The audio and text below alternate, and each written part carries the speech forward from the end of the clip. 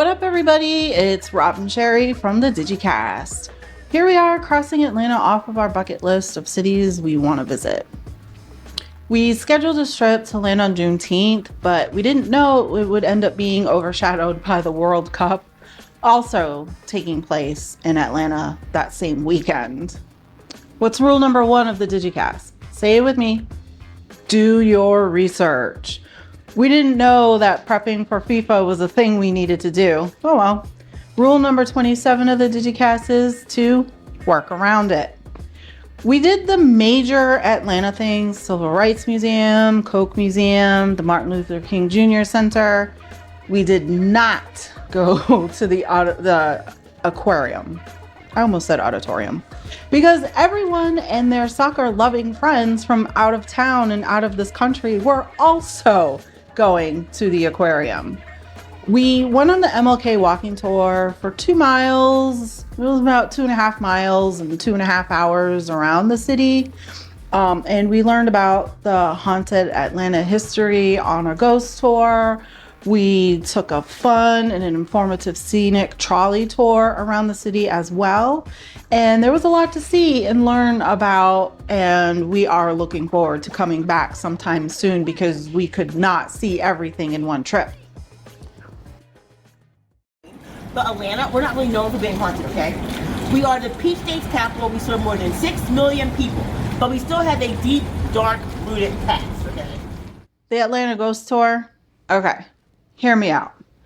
A ghost tour in the daytime didn't seem like a good idea, but it was so much fun. We walked around downtown, around Georgia Tech area of Atlanta, and there were ghostly stories to be had around every corner. Our tour guide Etta does an awesome job retelling some of the little known history around the town and was a great guide and storyteller. So animated, so fun. It was wonderful getting to know her. On the other side, and it was really cool. They were filming Superman right here. So this is our next location. This is the Fox Theater. The Fox Theater was established in 1928 by the Shriners Organization. Prior to this, it was a nuns convent. Okay, the convent collapsed and all the nuns died.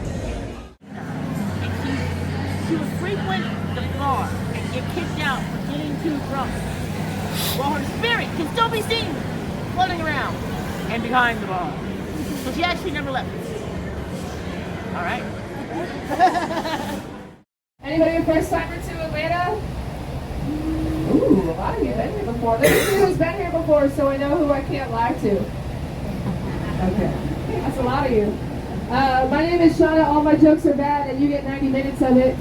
Sorry, not sorry. This is Joyce. She keeps us safe. Give her a big round of applause.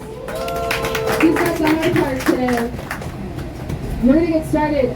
Yeah, the World Cup is in town. I believe it's Spain and Saudi Arabia today. Yeah. Hey. The Peachtree Trolley Tour. All right, this is probably the most corporate one of the bunch, but it was run by a super chill and friendly, organized team of women, and we learned a lot, and they were very informative and helpful. We boarded the trolley right in the central square and rode through and out of town from there. Our tour guide, Shauna, gave us tidbits about Atlanta the whole way. Every corner, every street, every food stop, every random location that turned out to be the set of some movie or TV show she knew about and let us know. It was really, really cool to see. And she also gave us a bunch of like historical fun facts that we didn't know about, and that was also awesome. The ride was great, but getting back to the meeting location while navigating the World Cup traffic turned the 90-minute tour into 2 hours. Our driver, her name was Joyce, she was whipping that trolley around like a champ. So even when the trip went unexpectedly long, Shauna never ran out of information. She was talking and helping us the whole way through. She actually helped us find our way around town after the trip. She let us know that Atlanta actually has a streetcar, which we used to get to our next tour, so we didn't have to walk miles and miles. The streetcar it basically goes from the Olympic Park to the MLK Center, and it's like a circle. So it's not incredibly helpful, but it is certainly the little known gem if you're looking to get to that historical experience and not deal with like Ubers and Waymos and walking in the heat. Ugh. So some of you might be familiar that New York City has a Flatiron building. Ours was first, that means they copied us. But theirs is more famous, so TV and film has convinced you that our Flatiron is their Flatiron. Some of you might remember an old show from the 70s called Matlock. They actually filmed in there before we became the Hollywood of the South. We actually have our own nickname, it's Yollywood. Right, y'all? Yollywood. In more recent history, 2010s, in Avengers Infinity Wars, Iron Man is thrown through our Flatiron building, not New York City's, in that big battle scene. And around that same time frame, Denzel Washington was in a movie called Flight, where he plays a pilot. And that park right next to us, this little tiny park, is Central Park in Flight. If you've never been to New York, that's a lot smaller than Central Park. So the red brick building that you can see to the right is the original Ebenezer Baptist Church. This is where Dr. King Jr. would have given sermons alongside his father and grandfather. This has been a museum since 1999 because they needed a bigger church for their parishioners. We'll see that in just a moment. But if you saw the first Black Panther, you're going to want to look to your left. The basketball courts from the opening scene are actually this parking lot right here, and they shoot the spaceship to go to Wakanda out of that apartment complex at the end of the film, which means that is Oakland, California, according to Marvel. That's crazy.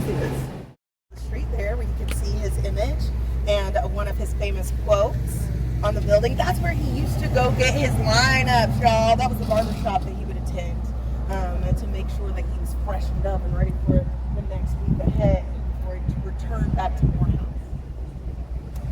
All right. We're going to go ahead and cross the street here. We came home on the weekend. Yeah. We used the streetcar to get to the MLK walking tour. We could and probably will make the full separate video about the MLK walking tour. It is that good. It's a fully disclosed 2+ mile walk around the town. 2 long miles. Don't let that discourage you though. It doesn't feel like it. It's all uphill. And don't let that discourage you either, because there's a reason. And it's great. Our tour guide, Jessica, she was bubbly, ball of energy and sunshine. She was encouraging us up all the hills, and it was totally worth it. She took care of us with water. We took a break. We saw the MLK house. We saw the neighborhoods, the old Black Wall Street of Atlanta, Sweet Auburn, and a whole bunch more. They were protective of what could and couldn't be filmed, so we can't really show you everything, but it's really something that should be experienced in person. There is just so much you don't know about MLK, Coretta Scott King, John Lewis, and the whole civil rights movement that just came out of Atlanta. We really learned so much. A lot of stuff that's not in the history books or taken from the history books, and it was really moving and have some access and proximity to all of it in person. To literally walk around in the space and imagine what it was like only a few short years ago was really moving and inspirational. Thank you again to all the women who make these experiences and events possible. We had a great time, and these are the tours that we highly recommend. And please check them out when you plan your next trip to the 404. Love the world.